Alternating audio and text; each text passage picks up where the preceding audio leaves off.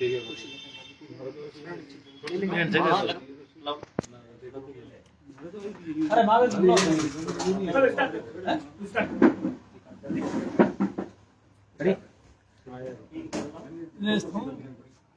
आइए बंद हां सब मुल्ला की जगह ना हां सर कर लो हैंग थोड़ा से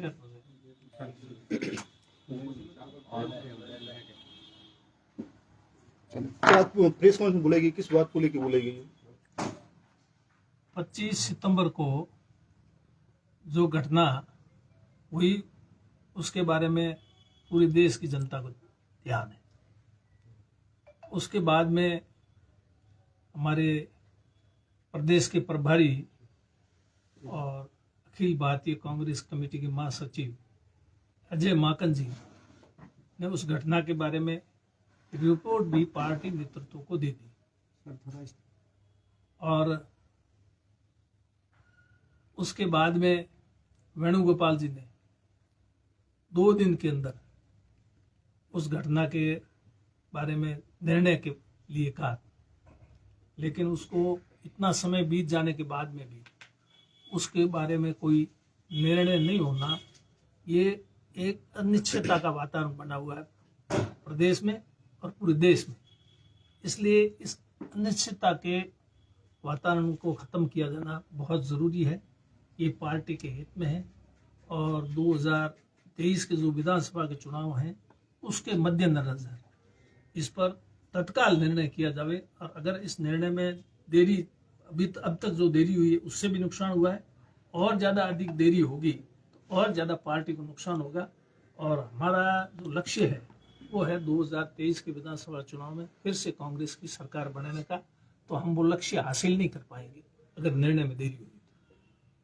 तो क्या चाहते, क्या निर्णय होना चाहिए, क्योंकि आप सरकार कैबिनेट मंत्री भी हैं और पुराने कांग्रेस के दिग्गज नेता।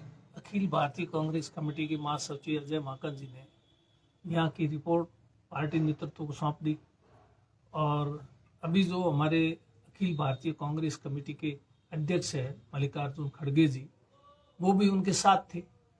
इसलिए उनको खुद को मालूम है जो 25 तारीख की घटना हुई सब उनकी जानकारी में, उनके संज्ञान में, तो फिर निर्णय लेने में इतनी देरी का कोई कारण नहीं होना चाहिए। निर्णय हाईकमान को लेना है, हमें नहीं लेना है। और जब तक निर्णय नहीं होगा तो एक अनिश्चितता का वातावरण आम जनता के बीच में बना हुआ है, सरकार में भी। सरकार भी अनिश्चित दौर से गुजर रही है, तो ऐसे में जो भी निर्णय हाईकमान उचित समझे निर्णय उनको लेना है, लेकिन निर्णय लेकर के उस 25 तारीख की घटना के बारे में कम से कम निर्णय हो जाए, जिससे जनता को ये मालूम हो कि 25 तारीख घटना है, उसके बारे में ये निर्णय हो।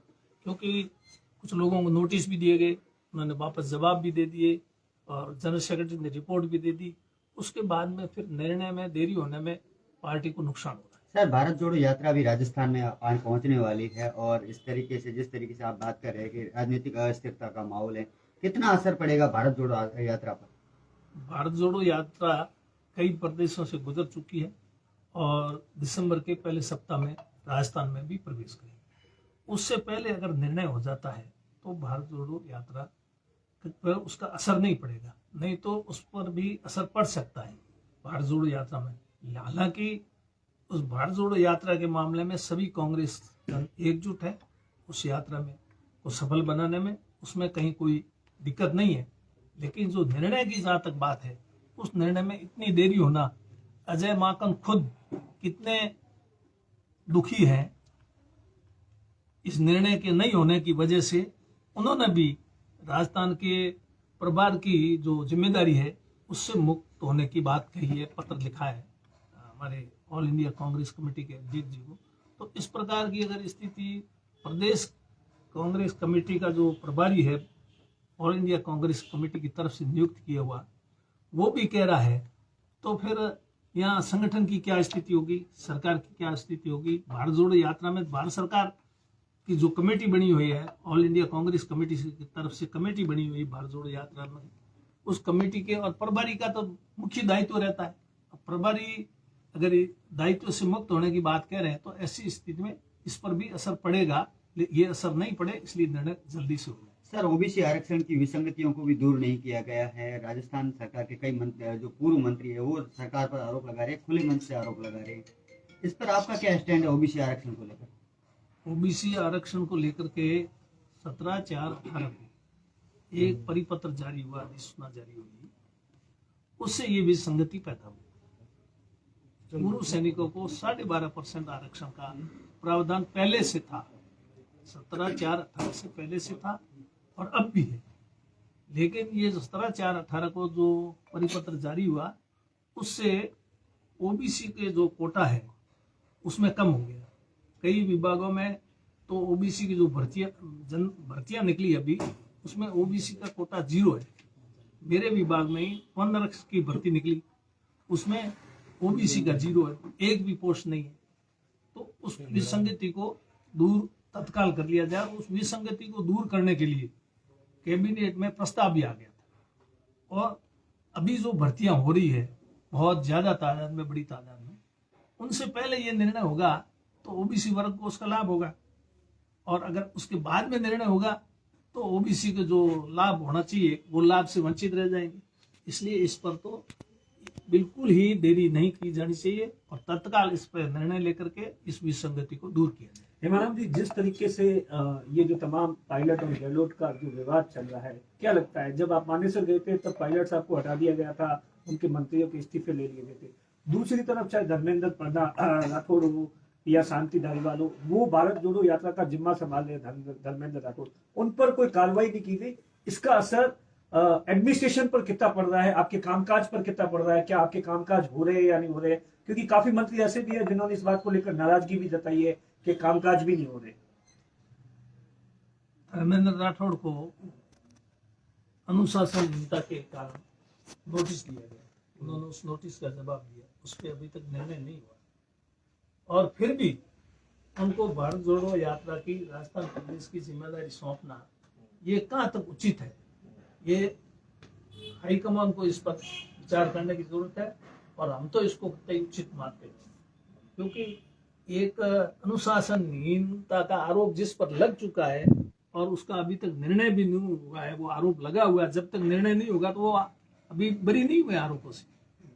और ऐसे आदमी को इस भारत जोड़ो यात्रा की जिम्मेदारी दी जाए और उनके नेतृत्व में यात्रा निकले, तो फिर ये ठीक नहीं है पार्टी के लिए, और आने वाले समय में इसको पार्टी को बहुत नुकसान होगा, गलत संदेश जाएगा। जिस तरीके से 2018 में सचिन पायलट प्रदेश अध्यक्ष थे, तरीके से 21 से लेकर 99 तक का सफर किया, उसके बाद उन्हें मुख्यमंत्री नहीं बनाया गया। क्या लगता है, 4 साल पूरे हो गए, लगा क्या कुछ कह रहे हैं आप, क्योंकि उनके करीबी है और उनके गुट से भी आते हैं। भविष्य के बारे में मैं किसी के भी, उसका भविष्य कैसा है, अशोक गहलोत का भविष्य कैसा है, सचिन पायलट का कैसा है, हमारा कैसा है, और उसके परिणाम क्या है, ये तो पार्टी नेतृत्व तो देख ले, सोच ले उसके बारे में। जहां तक सवाल रहा 2008 में जो विधानसभा का चुनाव हुआ, उसमें प्रदेश के अध्यक्ष पार्टी जब 13 में चुनाव हुए, तो उसके बाद में सचिन जी को ये जिम्मेदारी दी। सचिन जी ने जिस प्रकार से पूरे प्रदेश में पार्टी को पुनर्जीवित करने के लिए जो काम किया, उसकी वजह से कांग्रेस पार्टी वापस सत्ता में आई। और जितनी उन्होंने सांचौर में, जालोर में जब बाढ़ आई थी, उस वक्त, उससे पहले वो मेरे घर आए और मुझे कहा कि नहीं, आप घर नहीं बैठे रह सकते, आप मेरे साथ चलिए सांचौर। और 7 दिन तक उन्होंने मेरे को उनके साथ बाढ़ पीड़ितों की, और वहाँ पे राहुल जी का भी दौरा था, राहुल जी गए थे, उसके बाद में गुजरात गए, गुजरात में उसमें चुनाव का था। तो इस प्रकार उन्होंने जो मेहनत की, उस मेहनत को देखते हुए उनको आज वो किसी भी पद पे नहीं, तो जिम्मेदारी दी जानी चाहिए। अब ये हाईकमान को निर्णय करना है, पार्टी नेतृत्व को, उनको क्या जिम्मेदारी दी जाए, क्या नहीं दी जाए, क्योंकि जब तक एक तरफा चलेंगे तो ये फिर 23 के चुनाव में स्थिति अनुकूल नहीं। आप अपने भाषणों में कह रहे हैं कि अब मैं बुजुर्ग हो गया हूँ, हम लोगों को, मैं अब अगला चुनाव नहीं लड़ूंगा, युवाओं को मौका देना चाहिए। क्या लगता है, कांग्रेस युवाओं को मौका नहीं दे रही है? अगर जो मुख्यमंत्री बना लेते तो हालत कुछ और होती, इस तरीके का, जिस तरीके की असमंजस की स्थिति है। मैं तो 2013 का चुनाव भी नहीं लड़ना चाह रहा था। राहुल जी खुद ने मुझे फोन किया चुनाव लड़ने के लिए, आदेश दिया तब चुनाव लड़ा। और इस बार पायलट साहब 3 बार मेरे घर आ गए। फिर जयपुर में स्क्रीनिंग कमेटी के क्लार्क आमिर होटल में हमारी सेल्जा स्क्रीनिंग कमेटी के चेयरमैन, पार्टी के लिए भी काम किया, जनता के लिए भी जितना हो सका करने की कोशिश की, किया, कितना कर पाया कितना नहीं कर पाया ये तो इसके बारे में जनता ही बता सकती, मैं खुद मेरे बारे में नहीं बता सकता।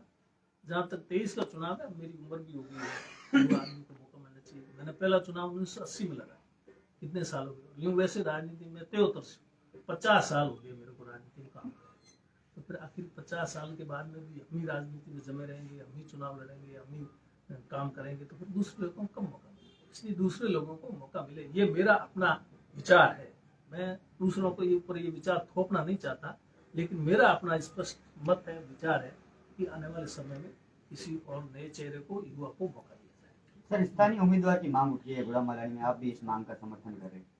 स्थानीय है तो बहुत अच्छी बात है, स्थानीय चुनाव लड़ते हैं। तो मैं तो खुद 1980 में चुनाव जब लड़ा था, गुड़ामालानी से लड़ना नहीं चाहता था, पार्टी का निर्देश था। मैं बाड़मेर से विधानसभा का चुनाव लड़ना चाहता, लेकिन पार्टी ने मुझे बाड़मेर से चुनाव नहीं लड़ाया और मुझे कहा आपको तो गुड़ामालानी से लड़ना पड़ेगा, तब जाकर मैंने गुड़ामालानी से लड़ा। जहाँ भी पार्टी ने निर्देश दिया, फिर बाद के अंदर 1990 में मेरे को पार्टी ने बाड़मेर से चुनाव लड़ने का निर्देश दिया, तो मैंने बाड़मेर में लड़ दिया। एक बार पार्टी ने मुझे चुनाव लड़ने का निर्देश दिया ही नहीं, तो मैंने चुनाव लड़ा भी नहीं। तो पार्टी जो भी निर्देश देती है, पार्टी जो भी निर्णय करती है, उसके अनुसार मैं अपना काम करता हूं। हेमराम जी, आपने जो बात कही, इन सब बातों को कोई टाइम समय सीमा है या केवल आप अपनी बात रखेंगे या जब तक फैसला नहीं होगा तब तक इंतजार करेंगे? इन सब चीजों की समय सीमा तय करिए कि महीना, 2 महीना या 3 महीने में पार्टी को इनका फैसला करना चाहिए। इसमें समय का इंतजार करना ही नहीं चाहिए। बिना समय का इंतजार किए पार्टी नेतृत्व को शीघ्र इसके ऊपर निर्णय कर लेना चाहिए। ये पार्टी के हित में, ये मेरे हित के लिए बात नहीं कर रहा हूँ, पार्टी के, मैं मंत्री रहूं कि नहीं रहूं उससे कोई फर्क नहीं पड़ता। मैं अगर आज कहे तो आज मैं मंत्री पद छोड़ने के लिए तैयार। मैंने पूर्व में भी मंत्री पद से इस्तीफा दिया, आज भी मैं देश, और अभी जो स्थिति है इसमें हम पार्टी के अंदर मंत्री पद में बैठे रहेंगे और फिर चुनाव में हम परिणाम नहीं ला पाएंगे, तो फिर मेरा मंत्री रहना ही फिजूल है, मुझे मंत्री भी नहीं रहना चाहिए। तो अब ये निर्णय हो जाए, हम इंतजार कर रहे हैं कभी इसके बारे में कोई पार्टी निर्णय कर देगी, हम इंतजार कर रहे हैं पार्टी के निर्णय का, जिससे कि आने वाले 2023 के चुनाव में फिर से वापस कांग्रेस की सरकार, अगर 2023 के चुनाव में कांग्रेस की सरकार नहीं बनती है और हम 1 साल और शासन कर लेते हैं, 4 साल में 9 की तरह नहीं की, तो अब 1 साल में और कौन सी 9 की तरह कर लें। तो आप ये कह रहे हैं कि जो भी समय है जल्द से जल्द फैसला होना चाहिए, ज्यादा डिले करेंगे उससे नुकसान नहीं, ज्यादा डिले करें नुकसान है। इसलिए कह रहे हैं, मैं क्या कह रहा हूँ, हमारे प्रदेश के प्रभारी ऑल इंडिया कांग्रेस कमेटी के द्वारा नियुक्त, वो खुद मौजूदा स्थिति के बारे में जो उन्होंने पत्र लिखा है ऑल इंडिया कांग्रेस कमेटी के अध्यक्ष को, तो अब आप समझो इंचार्ज अगर इस तरह से इस निर्णय नहीं होने की वजह से कितने अपने आप को असहज महसूस कर रहे हैं, तो मैं समझता हूँ आम कार्यकर्ता, हर कार्यकर्ता असहज महसूस कर रहा है, मैं भी अपने आप को असहज महसूस कर रहा हूँ। इसको आप इसके पीछे क्या रीजन मानते हैं कि सारी चीजें होने के बाद किसके दबाव में, किस तरीके का नेक्सस से काम कर रहा है जो इस तरीके के निर्णय को इम्प्लीमेंट नहीं होने दे रहा है? अब इसका क्या कारण है तो मैं कह नहीं सकता, लेकिन निर्णय होना चाहिए, हो जाना चाहिए। पार्टी हित में यही है, पार्टी का हित पहले, खुद का हित बाद में, हेमराम जी, तब तो पार्टी चलेगी। और मैं सिर्फ मेरा ही हित देखता हूँ और पार्टी के हित से मुझे कोई लेना देना नहीं, तो पार्टी नहीं चलेगी। पार्टी का कार्यकर्ता सिर्फ वही है जो पार्टी का हित पहले देखता है और अपना हित बाद में देखता है। एक सवाल आपसे कि जब आपका व्यक्तिगत हेमराम जी का क्या मानना है कि इसको दिसंबर तक या यात्रा के बाद तक अगर निर्णय नहीं होता तो आपका व्यक्तिगत हेमराम चौधरी क्या स्टैंड रहेगा इस पूरे मामले को लेकर? मैं कह रहा हूँ इस पर जल्दी निर्णय कर ले तो वापस स्थिति जो 25 तारीख जो घटना है उसके बाद पूरे प्रदेश में, देश में क्या संदेश गया वो सबको पता है, उसमें कुछ ठीक हो सकता है वापस उसमें। लेकिन अगर यही स्थिति चलती रही, इसी तरह यही रवैया चलता रहा, तो फिर वापस कोई सुधार होना नहीं है। और सुधार नहीं, वैसे तो 25 की घटना से पार्टी को नुकसान तो हुआ ही है। अब कितना नुकसान हुआ है, क्या हुआ है, वो मैं कहूँगा ठीक नहीं, वो तो आम कार्यकर्ताओं से पूछ करके पता कर लें कि भाई उससे नुकसान हुआ या फायदा हुआ या नहीं हुआ, जो भी है। पर अब इसको जो डैमेज है उस डैमेज को कंट्रोल करना चाहिए, और डैमेज कंट्रोल के लिए सिर्फ यही है कि इस पर जल्दी निर्णय करके जो भी निर्णय करना पार्टी हाईकमान उचित समझे। मैं नहीं ये कहता, हमने 8 दिन तक पार्टी हाईकमान के निर्णय को माना। पहली बार जब 1980 में